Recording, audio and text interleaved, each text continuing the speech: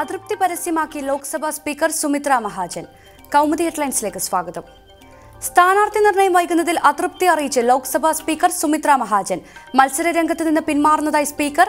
ഇൻഡോറിൽ സ്ഥാനാർത്ഥിയായി പരിഗണിക്കേണ്ടെന്നും സുമിത്ര മഹാജൻ. ഇത് സംബന്ധിച്ച് പാർട്ടി നേതാക്കൾക്ക് കത്തയച്ചു. സ്ഥാനാർത്ഥി നിർണയത്തിലെ കാലതാമസം വ്യക്തമാക്കണമെന്ന് കത്തിൽ ആവശ്യം. ഇൻഡോറിൽ നിന്നുള്ള സിറ്റിംഗ് എംപി കൂടിയായ സുമിത്ര മഹാജൻ പ്രചാരണ രംഗത്ത് സജീവമായിരുന്നു. മുതിർന്ന നേതാക്കളായ LK അദ്വാനി, മുരളി മനോഹർ ജോഷിയും ഇടഞ്ഞു നിൽക്കുന്നതിന് പിന്നാലെയാണ് സ്പീക്കറും അതൃപ്തി പരസ്യമാക്കി രംഗത്തെത്തിയത്. അദ്വാനിയെയും മുരളി മനോഹർ ജോഷിയും അനുനയിപ്പിക്കാനായി RSS നേതാക്കൾ ചർച്ച നടത്തിയിരുന്നു.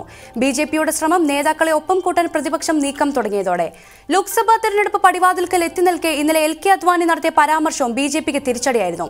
നേതാക്കളുടെ അതൃപ്തിക്ക് കാരണം തിരഞ്ഞെടുപ്പിലെ സീറ്റ് വിഭജനത്തിൽ മുതിർന്ന നേതാക്കളെ ഒഴിവാക്കിയതെന്ന് സൂചന. LK അദ്വാനി 6 തവണ മത്സരിച്ച് വിജയിച്ച ഗാന്ധിനഗർ മണ്ഡലത്തിൽ ഇക്കുറി BJP ദേശീയ അധ്യക്ഷൻ അമിത് ഷായാണ് സ്ഥാനാർത്ഥി. അതിനിടെ BJP നേതാവ് മുരളി മനോഹർ ജോഷിക്ക് സീറ്റ് വാഗ്ദാനം ചെയ്ത് കോൺഗ്രസ്. സംയുക്ത പ്രതിപക്ഷ സ്ഥാനാർത്ഥിയായി മോദിക്കെതിരെ മത്സരിക്കാൻ മുരളിക്ക് കോൺഗ്രസിന്റെ ക്ഷണം. മുരളി മനോഹർ ജോഷി മുതിർന്ന കോൺഗ്രസ് നേതാക്കളുമായി ചർച്ച നടത്തിയെന്ന് സൂചന. മറുപടിയുമായി മുസ്ലിം ലീഗ് വൈറസ് എന്ന ഉത്തർപ്രദേശ് മുഖ്യമന്ത്രിയുടെ പരാമർശത്തിന് കുഞ്ഞാലിക്കുട്ടിയുടെ മറുപടി. യോഗിക്ക് അറിവില്ലായ്മയെന്ന് വിമർശനം. NDAയിലും പച്ചക്കൊടി പിടിക്കുന്ന പാർട്ടികളുണ്ട്. ലീഗ് മതേതര പാർട്ടിയാണ്. ലീഗിനെതിരായ യോഗിയുടെ പരാമർശം യോഗിയെ തന്നെ തിരിഞ്ഞുകുത്തുമെന്ന് കുഞ്ഞാലിക്കുട്ടിയുടെ മറുപടി. മുസ്ലിം ലീഗ് വൈറസ് എന്നായിരുന്നു ഉത്തർപ്രദേശ് മുഖ്യമന്ത്രി യോഗി ആദിത്യനാഥിന്റെ വിമർശനം.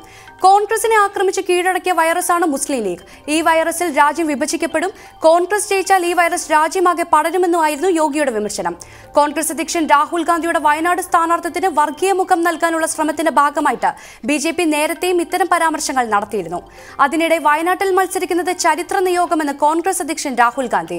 രാജ്യാഭിമാനവും സ്നേഹവും കൊണ്ട് കേരളം മാതൃക കാട്ടി.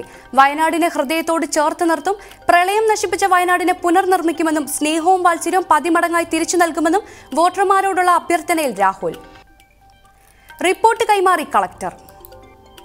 MK രാഘവനെതിരായ കോഴ ആരോപണത്തിലെ ഒളിക്യാമറ ദൃശ്യത്തിൽ കൂടുതൽ പരിശോധന വേണമെന്ന് കോഴിക്കോട് ജില്ലാ കളക്ടർ സാംബശിവറാവു. നിലവിലെ സാഹചര്യത്തിൽ തിടുക്കത്തിൽ തീരുമാനമെടുക്കാൻ കഴിയില്ലെന്നും കളക്ടർ. ആരോപണവുമായി ബന്ധപ്പെട്ട റിപ്പോർട്ട് മുഖ്യ തെരഞ്ഞെടുപ്പ് ഓഫീസർക്ക് കളക്ടർ കൈമാറി. വിഷയത്തിൽ ശാസ്ത്രീയ പരിശോധന നടത്തേണ്ടി വരുമെന്ന് ജില്ലാ കളക്ടർ നേരത്തെ അറിയിച്ചിരുന്നു. അതിനിടെ വാർത്തയ്ക്ക് പിന്നിൽ CPM ആണെന്ന ആരോപണം തെളിയിക്കാൻ രാഘവനെ വെല്ലുവിളിച്ച് CPM ജില്ലാ സെക്രട്ടറി P. മോഹനൻ. കരച്ചിൽ നാടകം ആസൂത്രിതമെന്ന് ജില്ലാ സെക്രട്ടറി. വിഷയത്തെ രാഷ്ട്രീയമായി നേരിടാനുള്ള കോൺഗ്രസ് നീക്കത്തിന് പിന്നാലെ CPMന്റെ വെല്ലുവിളി. ചിത്രീകരിച്ച മുഴുവൻ ദൃശ്യങ്ങളും പുറത്തുവിടണമെന്ന് ആവശ്യപ്പെട്ട് കോടതിയെ സമീപിക്കാനാണ് MK രാഘവന്റെ നീക്കം. കോഴ ആരോപണത്തിൽ രാഘവന് പിന്തുണയുമായി പ്രതിപക്ഷ നേതാവ് രമേശ് ചെന്നിത്തലയും രംഗത്തെത്തിയിരുന്നു. ആരോപണത്തിന് പിന്നിൽ ഗൂഢാലോചന നടന്നിട്ടുണ്ട്.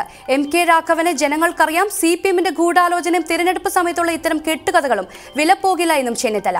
സിംഗപ്പൂർ കേന്ദ്രമായ ബിസിനസ് ഗ്രൂപ്പിന് കോഴിക്കോട്ട് ഹോട്ടൽ തുടങ്ങാൻ 15 ഏക്കർ ഭൂമി ആവശ്യമുണ്ടെന്ന് പറഞ്ഞാണ് ഡൽഹിയിലെ കൺസൾട്ടൻസി കമ്പനി പ്രതിനിധികൾ എന്ന നിലയിൽ ഹിന്ദി ചാനലിന്റെ പ്രതിനിധികൾ രാഘവനെ സമീപിച്ചത്. സംഭാഷണത്തിനിടയിലാണ് തിരഞ്ഞെടുപ്പിൽ ചിലവാകുന്ന ലക്ഷങ്ങളുടെയും കോടികളുടെയും കണക്കുകൾ രാഘവൻ വെളിപ്പെടുത്തിയത്. വാദം തള്ളി അമേരിക്ക. പാകിസ്ഥാന്റെ F-16 വിമാനം തകർത്തു എന്ന ഇന്ത്യയുടെ വാദം തള്ളി അമേരിക്ക.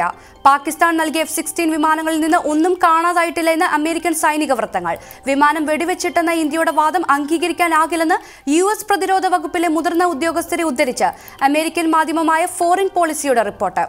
അന്വേഷണ വിവരങ്ങൾ അമേരിക്ക പുറത്തുവിട്ടത് നിയമങ്ങൾ മറികടന്ന് പാകിസ്ഥാൻ F-16 വിമാനങ്ങൾ ഉപയോഗിച്ചതിനെതിരെ ഇന്ത്യ അന്താരാഷ്ട്ര വേദികളിലടക്കം പരാതി നൽകിയതിന് പിന്നാലെ. ഇന്ത്യയുടെ ബാലാക്കോട്ട് ആക്രമണത്തെ തുടർന്ന് പാക് സൈന്യം നടത്തിയ വ്യോമാക്രമണത്തിനിടെ പാകിസ്ഥാന്റെ ഫൈറ്റർ ജെറ്റ് വിമാനം വീഴ്ത്തിയെന്ന് ഇന്ത്യ അവകാശപ്പെട്ടിരുന്നു. കൗമുദി ഹെഡ്ലൈൻസ് സമാപിക്കുന്നു. കൗമുദി പ്രൈം ന്യൂസ് കാണാം 4:55. നമസ്കാരം.